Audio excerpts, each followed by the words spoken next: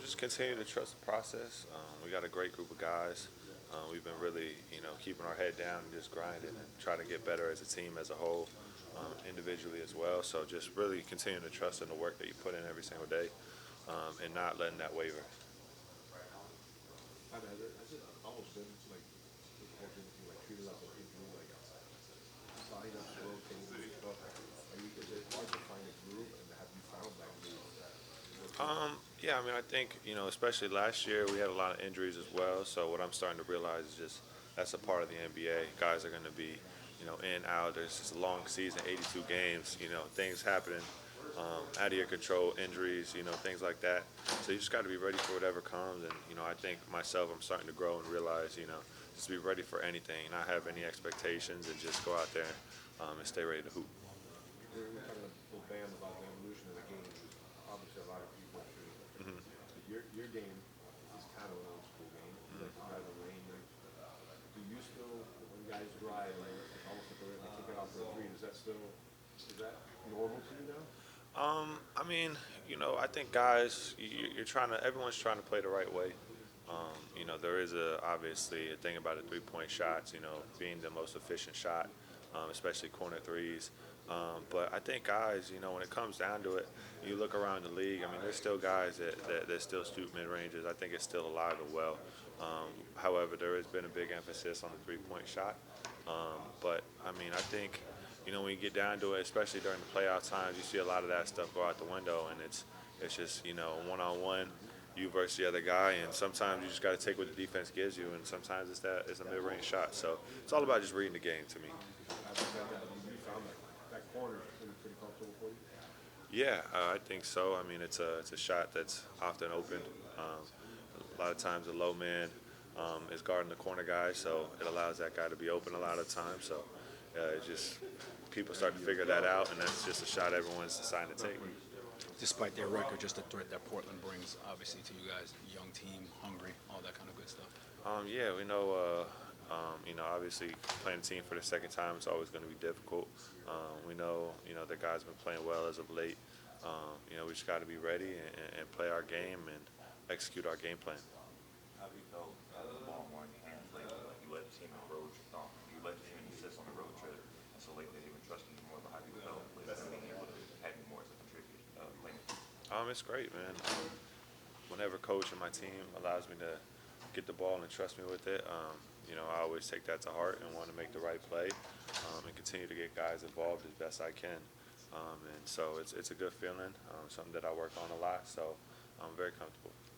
I mean, how is it for a young guy, just a couple of years in, to find your voice when you see things going?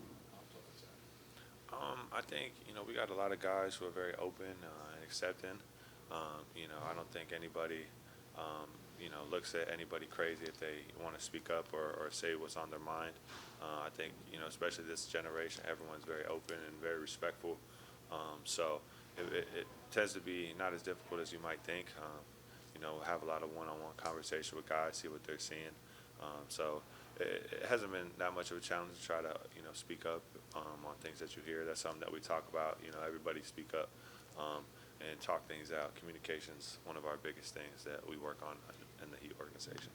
How would you describe the way that Khalil adds new players to the team and how he makes y'all job easier on offense and defense? Oh man, when you have a 7-footer that can do what he do, it makes your life really, really easy.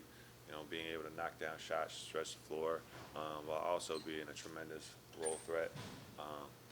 Every time he goes down, a big's got to make a decision to stop the layup or stop the lob, and that's not a tough decision, or that's a very tough decision to make. So he's great. I'm very happy for him. We got to know each other during pre-draft a little bit, so I'm really proud of how he's came along. That being said, stating the obvious, just the level of professionalism this team has been able to display despite any distractions that might be going on with potential people not wanting to be here and whatnot. Usually the captain, just how impressed are you with the guys and how they've been holding up? I mean, they handle it as professional as they should. I'm really emphasizing to the young guys to really be professional in this league. But like I said before, we still have to play games. So we have to lock in into something, and that's what I've been honing in, locking into the games, and so we don't have to necessarily deal with more outside noise than you already have. And is it almost like you have to, I don't want to say reinvent, but the culture of the Heat's always been, obviously defense. But that's a constant. But you have to reinvent almost like the strategy as a team. Has that been even more evident this season? I wouldn't say reinvent, just minor tweaks. Minor tweaks in the system to figure out how we can compete and still get wins. Because every year this league is changing, as you see, like from 2012 to now, how different the league is, or 2015. So just Spo does a great job of trying to keep up with the times, but also making it to where we're all comfortable and being able to be our best versions of ourselves. How tough is being like a post player basically? Or like all of a sudden now this thing keeps getting spread out further and further and further. Do you almost wish you could go back and just No, I don't. hang in there? I'm good. I do my fair share of boxing out 300-pound men. I'm good. I like it this way. It makes the game more versatile. You see a lot more guys that back in the day were quote unquote called tweeners that couldn't find a home, and in this NBA today they flourish. They become the star players. So for me, I like it because it adds more versatility. It adds more complexity to the game. And when you're out there, you really got to know your scouting report and know your personnel. The other day we said that Khalil has some deep work chops and that you can see him get some all defensive selections and such.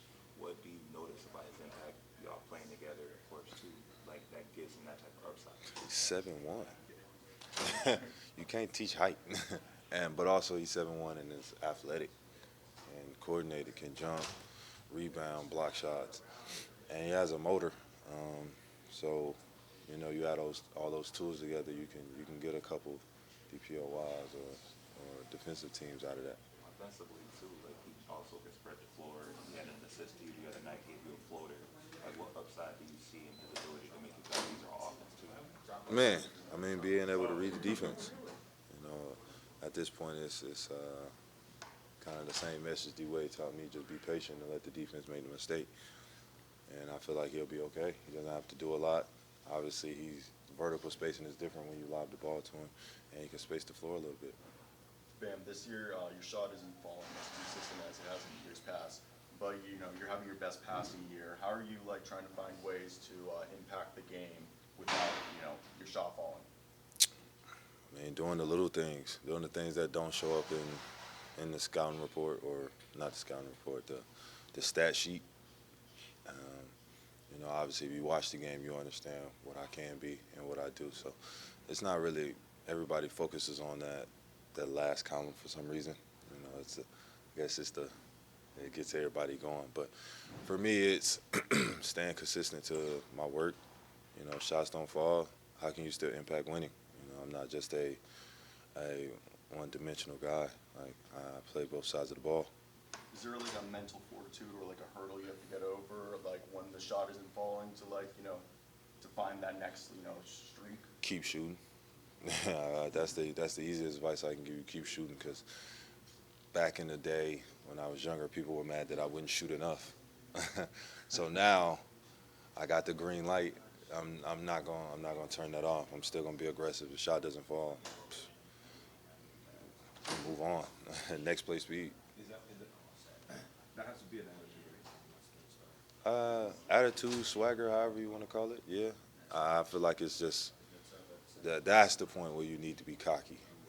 The confidence has to spew, and because when we're on that court, it's just like anything. We see when a guy misses a couple, see if his body language changes, and you've seen some of these greats that can miss 4, 5, 6 in a row, and then their attitude is still. Their swagger is still, calm, cool, collected.